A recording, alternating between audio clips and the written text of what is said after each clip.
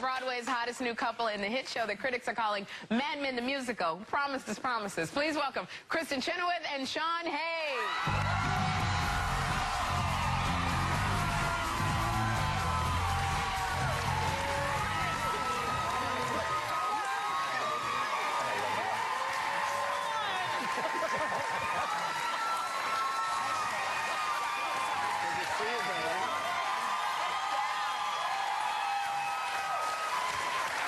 Every time I see Kristin, I feel like picking her up for some reason. I just feel like lifting. Here on the street, she sits right here. I'm like, take me home, put me in your pocket.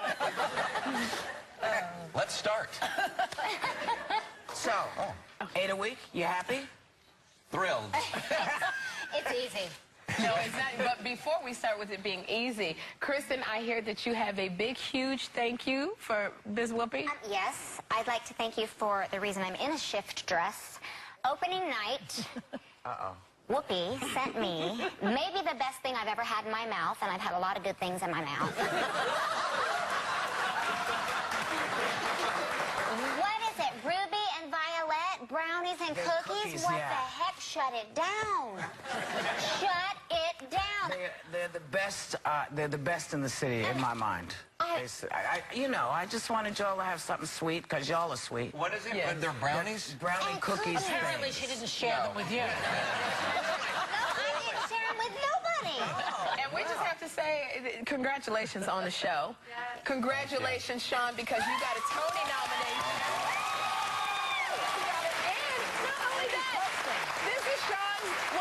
This is his Broadway debut in Promises, Promises. He's got a Tony nomination, and he's hosting the Tony. So what's got to be hard about I'm also running for office in a couple months.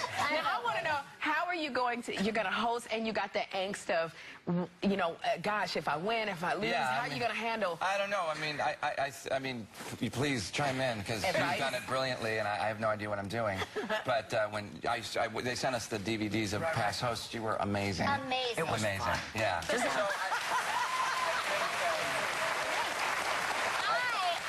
going to be off stage, and if he doesn't win, I'm going to take my Tony, and I'm going to shove it up some. That's a little violent, girl, but we get the message. What happened to me? Obviously, this is a clear indication that you're a terrific actor and that you did an amazing job in this role. And yet, and I got to go here because it is sort of serious and newsy, there was a critic in Newsweek who kind of came after you. I'm shocked we're talking about this on this show. They asked the new girl to do it, right? So I got to bring it up. But, I mean, it's no secret you're a gay American, as our New Jersey governor once said. And this critic suggested because you're a gay actor, you couldn't possibly play a straight lover. Well, what do you, I mean... What gives? You haven't talked about this yet. No one knows what you have to say. I mean, where do you start? It's a 5-hour conversation of how asinine that statement is, but... you know, it's the same kind of argument when people said Oprah was too white, or white acting, or what does any of it mean? There's spectrums of gay people, there's spectrums of black people, you know, you can't pigeonhole anybody. Because you're turning me on right now, Sean. Right.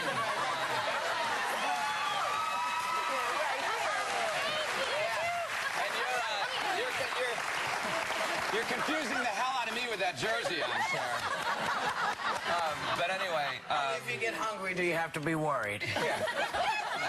8 times a week I fall in love with him. And you came out, actually, you came out in his defense, and that's really dangerous for someone who makes her living by what the critics sometimes Not in say. the theater. She was pro-gay. Come on. True, true.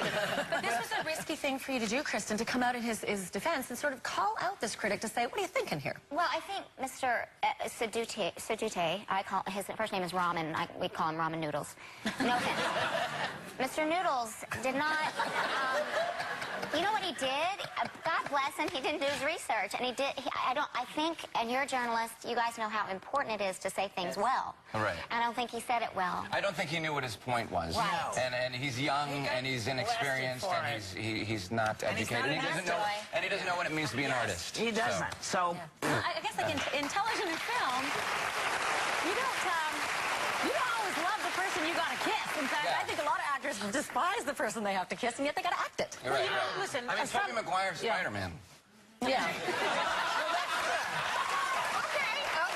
Like somebody like Rupert Everett said that when he came out, it ruined his career, he said. Right. No, so but I mean, there's making that different case. kind of, like, you know, what does masculine or gay mean? Like, what it doesn't mean anything just because... Isn't it really a song about the movies more than television or the theater? Because in the movies, I think women want to fantasize about the guy kissing the woman. Right. And they don't want to know that he really would be preferring to kiss a guy. Maybe that's what he was trying.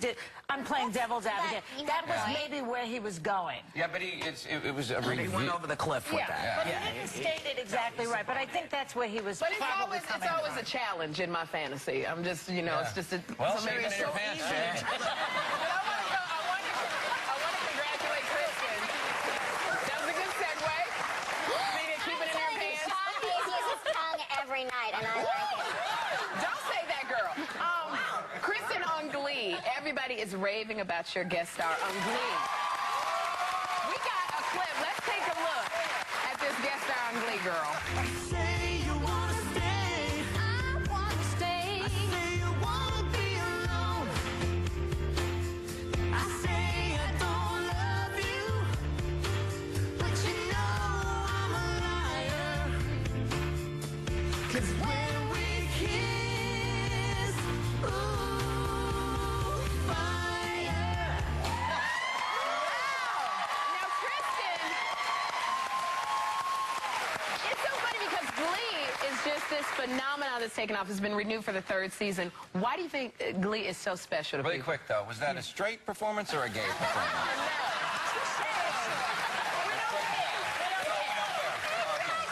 Okay. No, please answer. Take that, Mr. Noodles. Yeah, Mr. Noodles.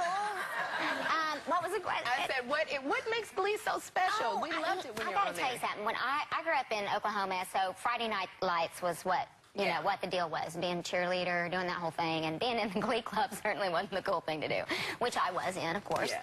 And I think what Glee has done is made it cool to be in choir. And I went to this Mozart festival in Oklahoma, back home this summer to do a sing a Mozart thing. And I'm walking down the hall of rehearsal of the school, and I saw all the Glee Club honors that they won, not football teams, which I'm sure they were there too. But I thought, that's why I love Glee, because they're making it cool to be in the arts again. And it's hit a nerve with people, and it's also making it okay to be a little bit of a geek. So another big TV show that's making headlines. I did not know until today that you were the exec producer of Hot in Cleveland. And I was really curious about Mazel Tov.